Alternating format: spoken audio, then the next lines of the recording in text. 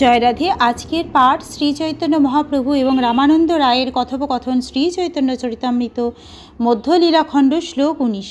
দেখিয়া তাহার মনি হইল চমৎকার, আসিয়া করিল দণ্ডবৎ শিখ নমস্কার। উঠি প্রভু কহে উঠো, কহ কৃষ্ণ কৃষ্ণ, তারে আলিঙ্গিতে প্রভুর হৃদয় সতৃষ্ণ। তথাপি পুছিল তুমি রাই রামানন্দ, দেহ কহে সেই হং দাস শূদ্রমন্দ। সেই অপূর্ব সন্ন্যাসীকে দর্শন করে রামানন্দ রায় চমৎকৃত হলেন এবং ভূপতিত হয়ে তিনি তাকে দণ্ডবৎ প্রণতি নিবেদন করলেন। শ্রী চৈতন্য মহাপ্রভু তখন উঠে দাঁড়িয়ে রামানন্দ রায়কে বললেন, ওঠো ওঠো, কৃষ্ণ কৃষ্ণ বলো, এবং তাকে আলিঙ্গন করার জন্য মহাপ্রভুর হৃদয় সতৃষ্ণ হলো। শ্রী চৈতন্য মহাপ্রভু তখন তাকে জিজ্ঞাসা করলেন, তুমি কি রায় রামানন্দ? তিনি তখন উত্তর দিলেন, হ্যাঁ, আমি আপনার অতি মন্দ শূদ্র সেবক। তবে তাই রে কইল প্রভু দৃঢ় আলিঙ্গন, প্রেমাবেশে প্রভু ভিত্ত দুহে অচেতন। স্বাভাবিক প্রেম দোহার উদয় করিলা, দুহারিঙ্গিয়া দুহে ভূমিতে পড়িলা। স্তম্ভ শ্বেদ অশ্রুকম্প পুলক বৈবর্ণ, দুহার মুখেতে শুনি গদগদ কৃষ্ণবর্ণ। শ্রীচৈতন্য মহাপ্রভু তখন নিবিড়ভাবে রামানন্দ রায়কে আলিঙ্গন করলেন এবং প্রভু ও ভৃত্য উভয়েই প্রেমাবেশে অচেতন হলেন।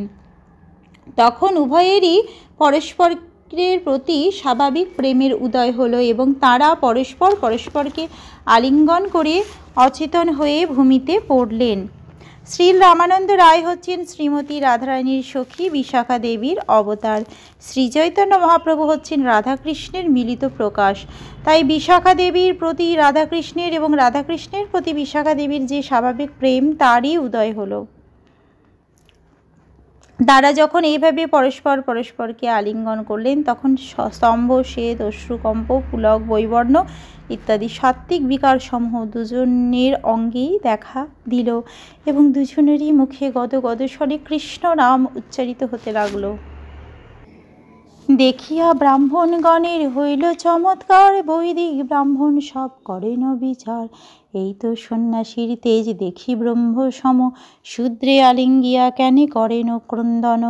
এই মহারাজ মহাপণ্ডিত গম্ভীর, সন্ন্যাসীর স্পর্শে মত্ত হইলা অস্থির। এই মতো বিপ্রগণে ভাবে মনে মনে, বিজাতীয় লোক দেখি প্রভু কইল সম্বরণ। তা দেখে বৈদিক ব্রাহ্মণেরা চমৎকৃত হলেন এবং তারা সকলেই তখন বিচার করতে লাগলেন। আমরা দেখতে পাচ্ছি যে এই সন্ন্যাসীর তেজ ব্রহ্মজ্যোতির মতো, কিন্তু শূদ্রকে আলিঙ্গন করে কেন তিনি ক্রন্দন করছেন? আর এই মহারাজ রামানন্দ রায়, তিনি মহাপণ্ডিত এবং গম্ভীর, কিন্তু এই সন্ন্যাসীকে স্পর্শ করে কেন তিনি এইভাবে উন্মত্ত এবং অস্থির হলেন? শ্রী চৈতন্য মহাপ্রভু এবং রামানন্দ রায়ের আচরণ দর্শন করে বৈদিক ব্রাহ্মণেরা যখন এইভাবে চিন্তা করছিলেন, তখন বিজাতীয় লোক দেখে শ্রী চৈতন্য মহাপ্রভু তাঁর ভাব সংবরণ করলেন। রামানন্দ রায় শ্রী চৈতন্য মহাপ্রভুর সঙ্গে অতি অন্তরঙ্গভাবে সম্পর্কিত ছিলেন, তাই শ্রী চৈতন্য মহাপ্রভু তাকে স্বজাতীয় রূপে গ্রহণ করেছিলেন। কিন্তু সেই ব্রাহ্মণেরা ছিলেন বৈদিক কর্মকাণ্ডের অনুগামী, তাই শ্রী চৈতন্য মহাপ্রভুর অন্তরঙ্গ ভক্ত হওয়া দূরে থাকুক, তারা শুদ্ধ ভক্ত ছিলেন না। সুতরাং তারা বিজাতীয় অর্থাৎ অভক্তকেও অত্যন্ত বিদ্বান ব্রাহ্মণ হতে পারেন, কিন্তু তিনি যদি ভগবানের শুদ্ধ ভক্ত না হন, তাহলে তিনি বিজাতীয় অর্থাৎ ভগবান তাদের আপনজন বলে গ্রহণ করেন না।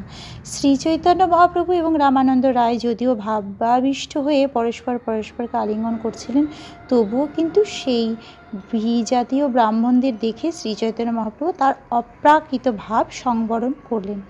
সুস্থ হইয়া দুহে সেই স্থানেতে বসিলা, তবে হাসি মহাপ্রভু কহিতে লাগিলা।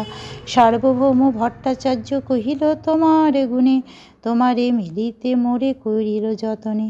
তোমা মিলিবারে মোর এথা আগমন, ভালো হইল অনায়াসে পাইলু দর্শন। সুস্থ হয়ে তারা দুজনেই সেখানে বসলেন এবং মৃদু হেসে শ্রীচৈতন্য মহাপ্রভু তখন বললেন, সার্বভৌম ভট্টাচার্য আমাকে তোমার গুণের কথা বলেছেন এবং তোমার সঙ্গে সাক্ষাৎ করার জন্য আমাকে বারবার অনুরোধ করেছেন। তোমার সঙ্গ করার জন্য আমি এখানে এসেছি। ভালো হলো যে অনায়াসে তোমার দর্শন পেলাম।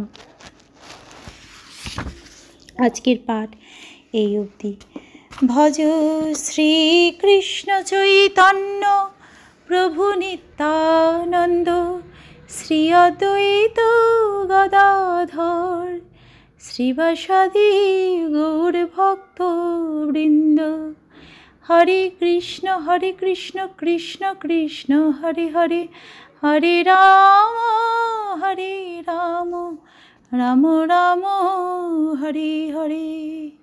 জয় রাধে জয় রাধে, জয় রাধে জয় রাধে, জয় রাধে।